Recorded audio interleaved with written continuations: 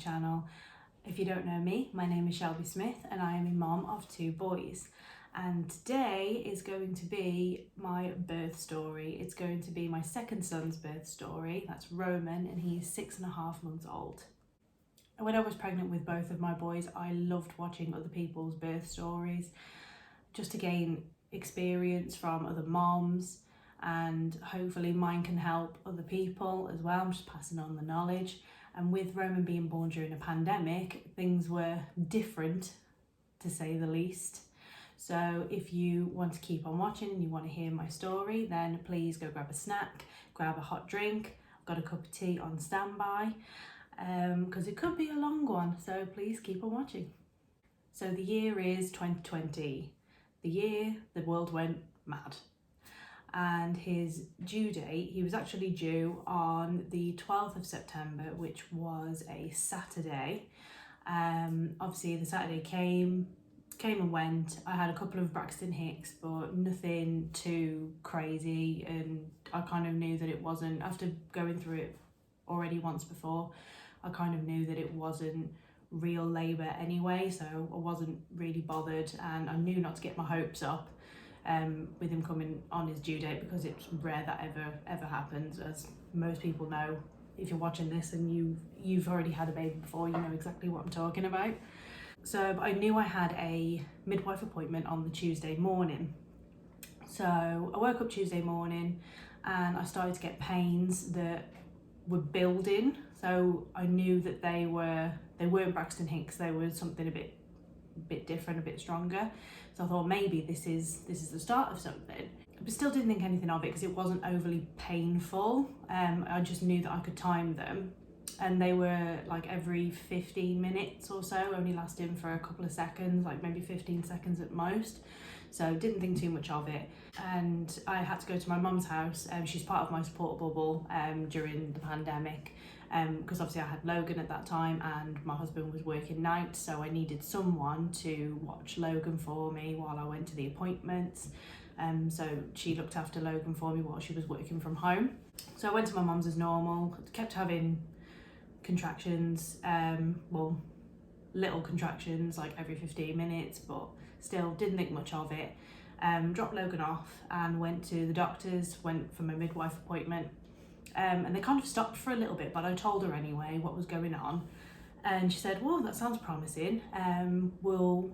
I'd guess that you were probably in like really early stages of labour, so I wouldn't don't get too excited, but you're probably more likely to give birth tomorrow. Maybe if this is the start, then more than likely you're probably going to be giving birth tomorrow, which happened to be her shift at the hospital. So she was kind of fingers crossed that it would be then. Oh, I'm adding a little side note here.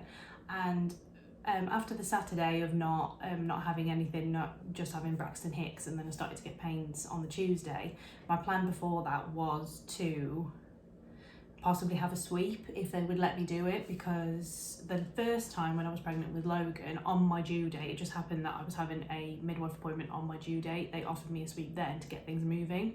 I asked for that on the Tuesday just in case this wasn't early labour, and she said no, they couldn't do that because with second pregnancies things do happen quite quickly. So she advised not to do that, and that they would, if nothing happened, they would book me in for the Friday. So this was on the Tuesday, and they wanted to book me in for the Friday to be induced or to have a sweep, which would have been my birthday, which is the 19th. So I thought, oh, please don't, I don't want that to happen. So I finished the midwife appointment and I get home, still having pains like maybe every 10 minutes now. It's starting to get a bit shorter, but still nothing too painful. So it was just like regular kind of like period pains, but I could handle it and it was fine. Get back to mum's, and then things started to progress quite quickly. Then I would just be talking to mum, and then all of a sudden I'd get one, it would slightly be getting a little bit stronger, but still nothing too bad. I could easily breathe through it and it wasn't an issue, but she would notice that I would stop mid-sentence so I could like count it, and obviously I had my app on my phone, so I kept timing them to see when they were coming. And it got to the point where they were every 3 minutes and lasting for about 40 seconds. And obviously if you've had a baby before, or if you're about to go into labour, they usually say every 5 minutes and lasting for about a minute. So because it was a bit weird, I was like, should we call? Should we not? Because yes, they were coming every 3 minutes, but they weren't lasting for as very long. And obviously I wasn't in dire pain. So I just thought I'll just carry on as long as possible because I didn't want to get there to then be sent back home again. There's no bigger letdown than to get all the way to the hospital, think you're going to be going in, think you're going to be having your baby there and then to get sent home because you're not further along than, you're not as progressed as you hoped you'd be. Tea break. So at this point, when I was still at mum's, I was getting them like I said, every 3 minutes, lasting for about 40 seconds, but they kept ranging, so they were going up to like maybe 4 minutes and then down again. So mum said, maybe you should call Sean and let him know what's going on, make sure he's awake for one, and just to be prepared just in case, because this is obviously something quite significant. So you need to get prepared basically. So we started to get things together. I rang Sean and I said, this is what's happening. Maybe we should start getting ready to go. I'm going to packing up stuff now. I'm coming home. Luckily, where we lived at the time, we're not in that house now, but our old house, we only lived like a 2-minute drive away from my mum's house, so I knew I didn't have to drive far, but I was petrified of having contractions while I was driving. And her suggestion was, I'll come in the car with you, make sure that you're okay, that you're driving okay, because obviously she doesn't have a license, so she can't drive my car. I had to drive my car back, so I was driving down. It's probably not advised either, like, just disclaimer, probably not the best idea to drive while you're contracting, but for me they were so not painful, it was fine. Obviously I could breathe through it. It wasn't like, it was just annoying more than anything. So don't do what I did, but I did it anyway, and it was only a 2-minute drive away, but that's by the by. So we get in the car and we get driving, and I left the app out on my phone just in case. I did have one while we were going, but I tried to time it so that once I'd finished the last contraction we set off, so hopefully we would time it well so we could get back before my next contraction started. And so we get in the car, we start driving, and then as I'm turning in to park into my little parking space, I start having a contraction. I'm going, Mum, press the button, Mum. And she's like, what, are you contracting now? I was like, yes. She was like, don't crash the car. I was going probably 5 miles an hour at most, because I was obviously trying to park the car, but I just wanted her to press it so that I knew when it was, like, so it wouldn't mess up my my timer thing on my phone. So that was quite a funny story. I always tell people that now when I tell people about my labour story. But yeah, we're totally fine. We got back, and where I had to park my car was onto the back gate. So you open the back gate and you're into the garden, and then you go in through the back door. And we had a hot tub. You know what's going to happen now, don't you? There was a hot tub by the back door, like that we used to have. We don't have it anymore.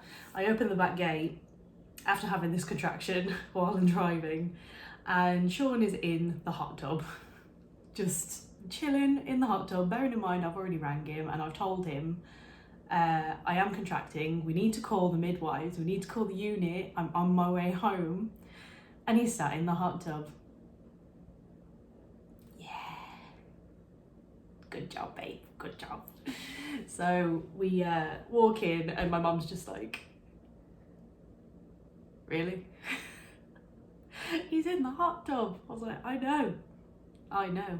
But because Logan loves being in it as well, he saw his daddy in there and was like, hot tub, I come in. Well, he calls it the pool. At the time he called it the pool. And he was like, I get in the pool. So I was like, okay, this is a lot to take in right now. I am contracting, I am in the middle of contracting, and my husband is in the hot tub, and now my son wants to get in the hot tub. So I had to get him ready, while contracting still, to go in the hot tub because he would not leave it alone. And obviously we didn't know at this point whether I'd have to go into hospital or not, because we hadn't rang the unit yet. So got him ready and put him in there for a couple of minutes, and rang the unit while he was still in the hot tub, and I explained what was going on, what I was feeling, how often they were coming, all of that stuff. But obviously by this point I hadn't had any waters and I had no mucus plug come out or anything. Everything was still intact. So I call them and they say, oh, it's probably best that you come in just so we can check you over, because obviously they're coming quite thick and fast. They're coming quite close together. Even though they're not painful for you, we'd rather get you checked, and just to make sure that that you're not going to go into labour too quickly, I guess. So at this point, I've called the midwives, I've called the unit, and I've said, yeah, I'm explaining everything on the phone. I'm saying, yeah, this is what I'm feeling. This is how quick they're coming. What do you want me to do? And she was like, yeah, let's get you in. Let's get you examined. Okay, action stations at this point. So Sean jumps out of the hot tub. We get Logan out of the hot tub. Our plan was to call Joe, who was having Logan overnight whenever we were going to go into labour, whenever it was happening. So we called him and he's like, I'm like over an hour away. When do you need to get to the hospital? And we're like, well, we need to go now.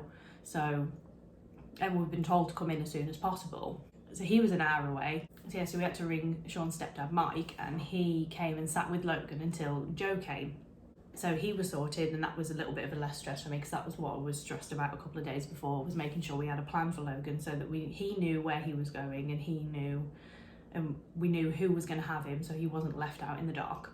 So Mike came, sits with him, and me and Sean get the bags in the car just in case, and we just shoot to the hospital.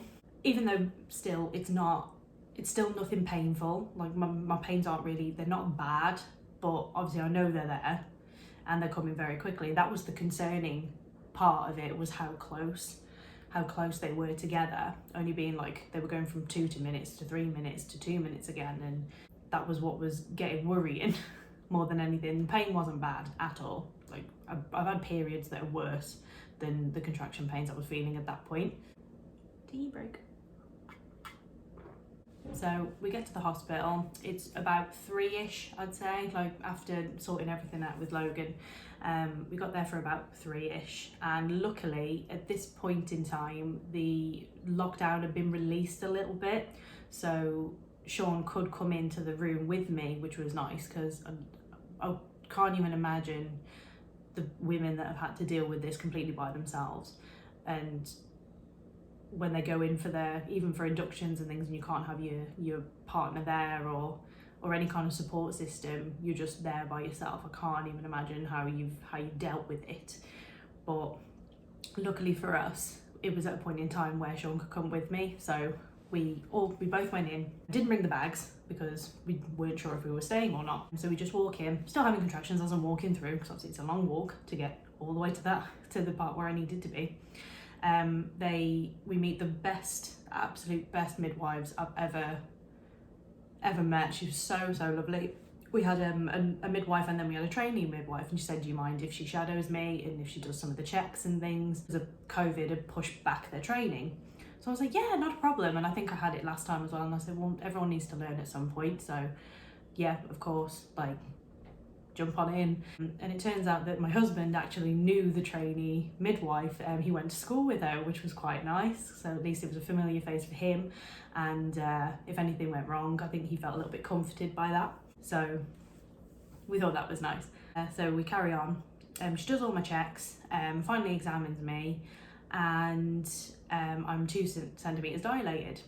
But when they were looking at me, I was still obviously having contractions when they were talking to me, so they could tell I would stop, breathe, and then wait for it to go, and then I would talk again. And they said, they're coming very quick, aren't they? I said, yeah, they're really close together, but she's like, you don't seem in bad pain though, you don't seem in horrendous pain. I was like, I'm not. I think I'm dealing with it quite well. They're just more annoying than anything. Obviously they've gotten worse over the day, but I can still deal with it. And they were like, wow, okay. So they were a little bit like, okay, and they're coming very quick together, but she's not reacting. Who is this crazy lady? So yeah, so they check me and I'm 2 centimetres dilated. A little bit disappointed that I was only 2, but as I said, they weren't painful, so I probably shouldn't have expected to be any further along than I actually was. At this point when they checked, and they said, well, your options are, you can either go home and carry on contracting at home, but the risk with that is, especially with second pregnancies, is labour tends to progress quite quickly. So I would advise for you to stay just for a little bit longer, just to see how much progression we can get out of you in, say, the next hour, 2 hours. And I'd rather have done that anyway, because they said they've had people before that have, on their second pregnancy, have left after only being a couple of centimetres dilated and then had to come back 20 minutes later because they're in horrendous pain. So we decided to stay and progress over the hour, keep checking on and seeing what was going on. We were obviously getting a little bit more intense. Some of the pains were getting a little bit more intense, but still nothing that I couldn't breathe through as long as I was relaxed. Tried so many different positions to make sure I was comfortable.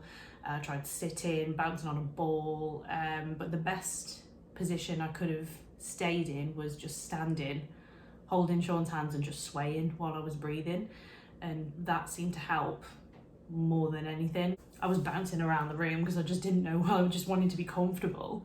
So that was the best place for me, was just standing, swaying, so I could concentrate, and I was just holding his hands just so I had some kind of form of support, and just swaying back and forth and breathing. That was the best pain relief for me, for whatever reason. I don't know why, but it worked. So we're still at the hospital. I keep contracting. It's still not overly painful. They did offer me pain relief because it was starting to get a bit more intense, but it wasn't intense enough. So they offered me pain relief at first, and I said no because I didn't want to slow anything down. I just wanted it to keep going until we got to the last point. One of the midwives, or one of the care assistants that was coming in, said, "Oh, I'll get you some orange juice." And I was like, okay. Well, she asked if I wanted a drink, and I said, "Oh, just some water would be fine." She was like, "Do you want to try some orange juice?" And she was really like persistent about it, and I was like, okay, is there any particular reason? And I think it was my husband, I think Sean said, like, is there something to do with it? And they said, well, orange juice does help. Like, apparently it can bring on labour pains, so, or it can make them a bit more intense and kick things up. She was not joking. I am not joking you. I am not kidding when I say I had some of that. They give you like the little tubs of orange juice. They're only like this. I took a couple of sips of it in between contractions, and my God, they were sharp. It proper jacked them up on a different level than I'd felt all day. It was just really like that. It was just really sharp. So I was like, okay, there's some truth to this, because you hear about all the kind of old wives' tales of what can bring on labour and all of that stuff, and I tried most of it. Like, going on off another tangent now, I tried the spicy food, I tried going for long walks, tried all of it, and nothing really worked. Nothing ever. And pineapple was another big one. I was obsessed with pineapple, but none of it really does anything, and there's no scientific backup for most of it anyway. But the orange juice while you were in labour, my God, it definitely does work. It makes it sharp. Or it could have just been timing, I don't know. But yeah, that was just a little thing that you never hear about. No one ever mentions about orange juice during labour. So I thought I'd just put that in there. So going back to the story. I started to take some gas and air from about 5-ish. Yeah, this was about 5-ish, I think. So I'd managed to go for the 2 hours with nothing, but it was really starting to become quite painful. So I thought I just need something just to take the edge off. So I took some gas and air, and I loved the gas and air the first time around. So I knew it wouldn't be a problem, because I know some people can feel sick with it and dizzy and all that stuff, but I loved it. I was sucking on the gas and air. But it still wasn't horrendous until I got to that point, and most women that have been pregnant or have gone through labour knows you come to that point where you're like, I can't do this anymore. I cannot cope with this pain anymore. I need this to be over with. And you just like, I think I remember saying, I'm just so tired. I just want to go home. And I broke down a little bit. I think this must have been about an hour after. It was about 6:30, I think. And I was like, I can't take any more. I can't. And everyone was saying, you can do this, you can do this. And I was just like, no, I want to go to bed. I just want sleep. So yeah, that was my breaking point, and they were like, do you want me to examine you again? Because bearing in mind, I hadn't been examined from when I came in, so I was 2 centimeters when I came in at about 3-ish. So I was like, yes, please just examine me. I want to know, because at that point I was like, epidural, give me the epidural. I had it the first time after the gas and air, and oh, it was amazing. It was the best thing, because at that point I was so tired, but I'll do that story another time. So I was like, epidural, please, give me the epidural. I'm in so much pain. She went to check me in between my contractions, which was hard to time because they were so close together, and she didn't want to hurt me because it is so painful when they try and examine you while you're having a contraction. But sometimes you've just got to deal with it. So as soon as one was finished, I was like, okay, go, go, go, go, go. So she went and she did it.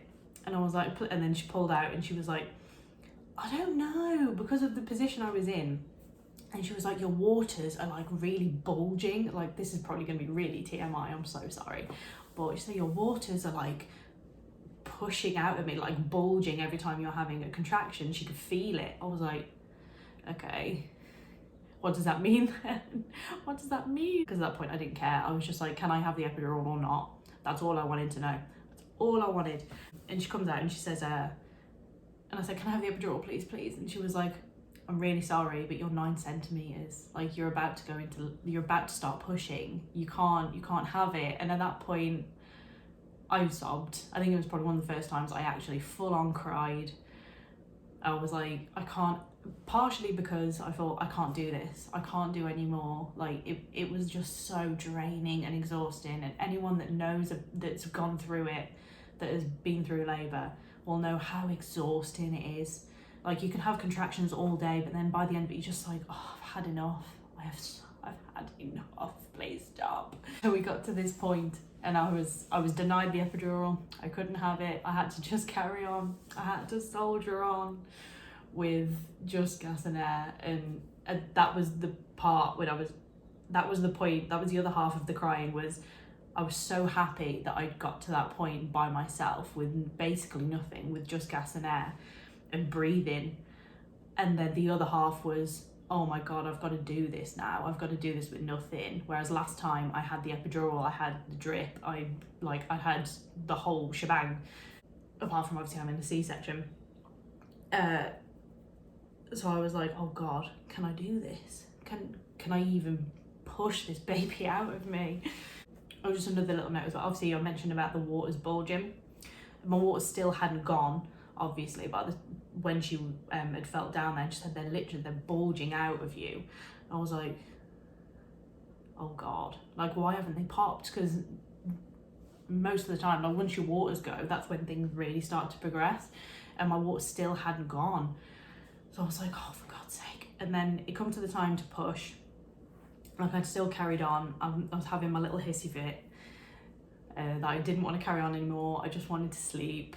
I wanted more pain relief, and they were like, no, you've got to do this now. You've just got to soldier on. You can do this. You can do this. And midwives, they are the biggest pep talks. They know how to really, like, bring you up, like, push your energy right up to get you through it. Like, they're brilliant. So like, come on, you can do this. You can do this. And then I got to the point of pushing, and I was still trying to find a position to give birth in. And I said to Sean, do not let me give birth on my back again, because I've had so many problems with my back since. Like, I just get like back pain, sleeping in funny positions from before. So I said, please don't let me give birth on my back. I'd rather give birth on all fours if I can. And Sean had mentioned that to them. He said, like, do you want to try that, babe? And I was like, yeah, okay. So the way it was, like, the bed was really low to the floor. So we kind of fashioned it that I was on like a little mat. No, I was on the bed, sorry. I was on the bed that was quite close to the floor. And they got like a little foam block thing to put on top of the bed so that I was still leaning up, but I was like leaning on the block, kind of in all fours, but they still had enough room underneath to be able to catch the baby. And I could lean my gas and air onto this block thing, and Sean was holding it for me so that all I could do was just like grip onto this foam block, so I didn't have to hold on to my gas and air. I'm getting into this position and I start pushing. I was just like, I need to push, I need to do it. And I could feel, I understood what she meant when she said like my waters were bulging, because I could feel them pushing down. I was just like, please just go, just come on. And I can't even remember I can't remember what I was thinking at that point. I was like, please, I just want this to be over. I just want this to be over now. So I probably started pushing maybe about, it must have been about 6:30, 7 o'clock.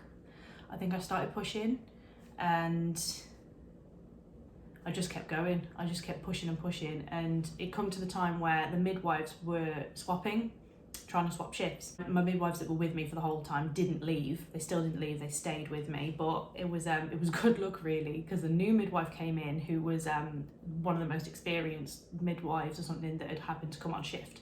As soon as she walked in the door, waters went. I was like, oh my God.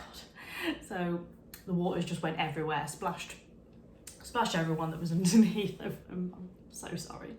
Splashed everybody. They finally went, and I could feel him finally moving down. I thought, yes, we're at the end now. We're so close to the end. And the first time I never got to experience the ring of fire.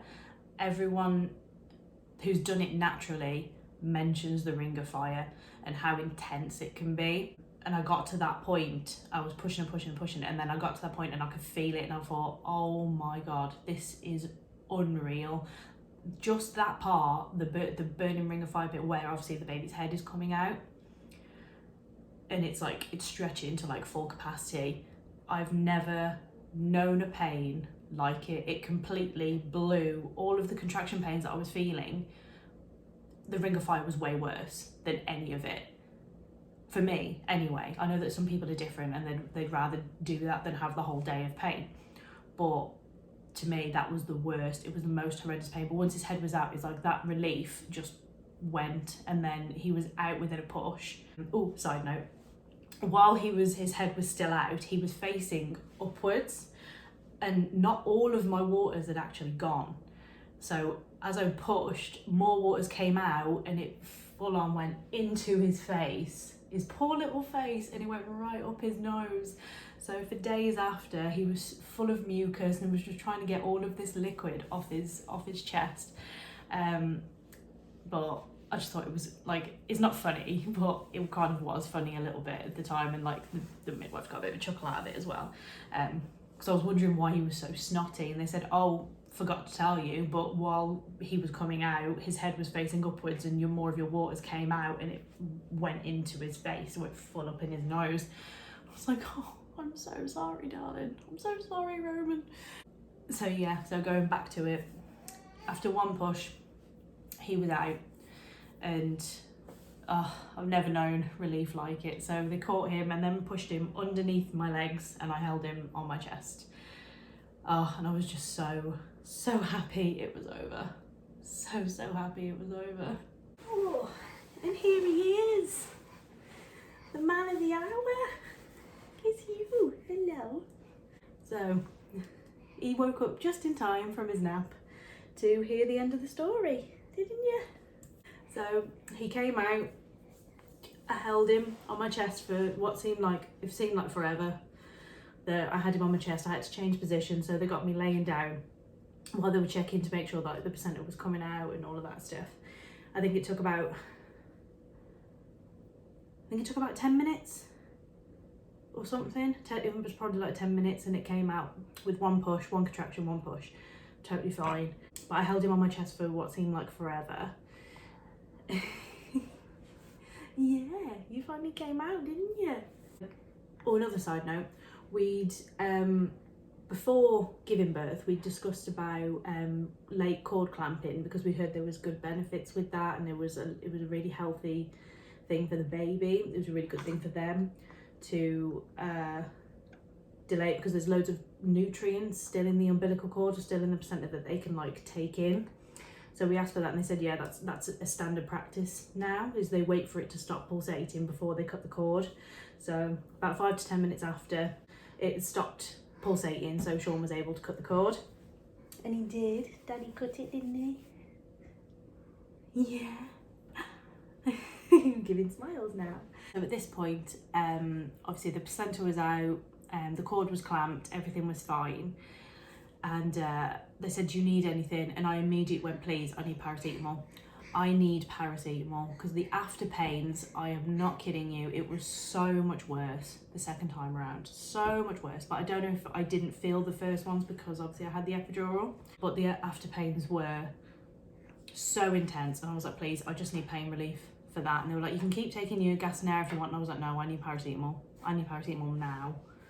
But because I was still bleeding, they couldn't give me any yet, because it's quite dangerous if you get like given pain relief while you're still like waiting for you to stop bleeding. Luckily I didn't tear either, which was amazing. I was so scared of tearing because it came out quite quickly. I was really scared, but luckily I only had a tiny little graze, so I was fine with that. And luckily I stopped bleeding. They got me some paracetamol. They took him off to get weighed and cleaned up and everything, and he was £8.5 when he was born. He was a big boy, wasn't you? Yeah, he was a big boy. He was £8.5. Everything was totally fine. He had no issues. I was prepared for a really big baby because that's what they'd warned me about. Logan was 8'4", so the fact that he was 8'5", I thought that's fine. I can deal with that. I was preparing for a 9-10 pound baby. So then everyone was fine. They offered me some tea and toast, and they said you can, if once you've had a wee, because they give you like certain things that you need to do before you can leave the hospital. With it being COVID, or during COVID, they obviously don't want people hanging around too much in the hospital. I assume that that's the reason. So they said, well, once you've had a wee and you've done this, and you're walking around and everything's fine, then you can go home. So I was like, sweet. But he was born, sorry, I completely forgot to mention the time he was born. He was born at 10 to 8. So I think it was 7:51 he was born. It was only about maybe 45 minutes after I initially started pushing, he finally came out, even though it felt like forever. It was only about 45 minutes, so it was quite quick, really. So yeah, 10 to 8 and £8.5 he was. Please stop banging the table, please. Can you stop banging the table? Thank you. About a couple of hours later, I think it was, because I just couldn't make myself go to the toilet. I just couldn't make myself wee. And I finally did.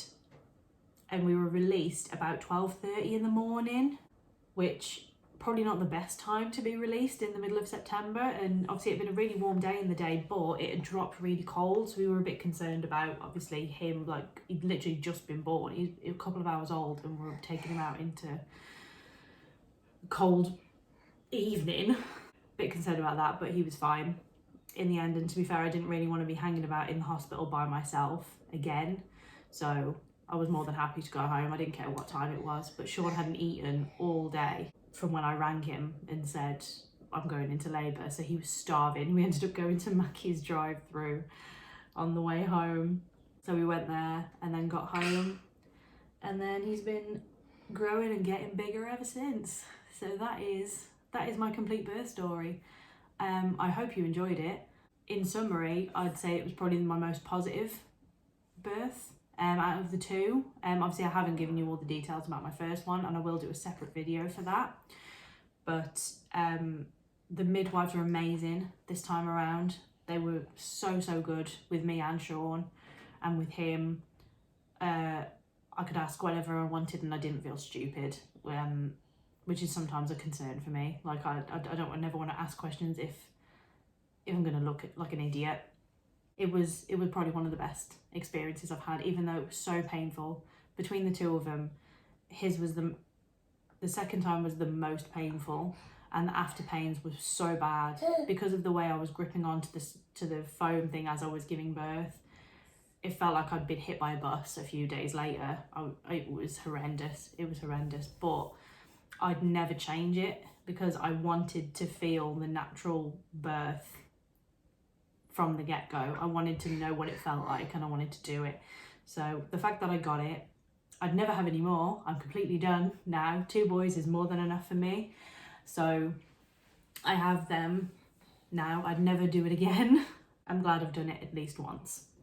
But I can't thank the midwives enough for the 2, well, it ended up being 3. I had the 2 midwives and then the 1 trainee midwife. They were amazing throughout the whole birth, with me and Sean. Whatever we needed, we had it.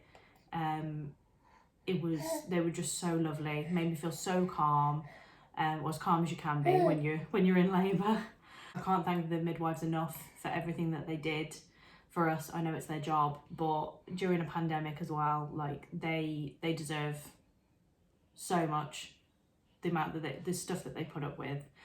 And they really made my experience a positive experience. So I'm very, very thankful for that, and very thankful that they helped bring him into the world all happy and healthy. Yeah. So thank you for sitting and listening through my birth story. I'm so sorry it was so long. I hope I got all the details in there that I needed to. I hope it helped somebody at least.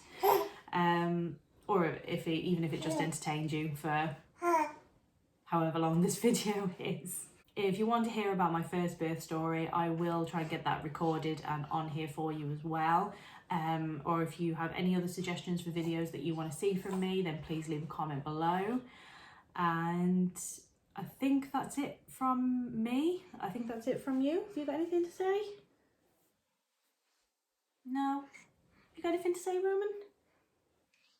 Nothing? Okay. So yeah, that's it from us. Thanks again for watching, and until next time. Bye guys.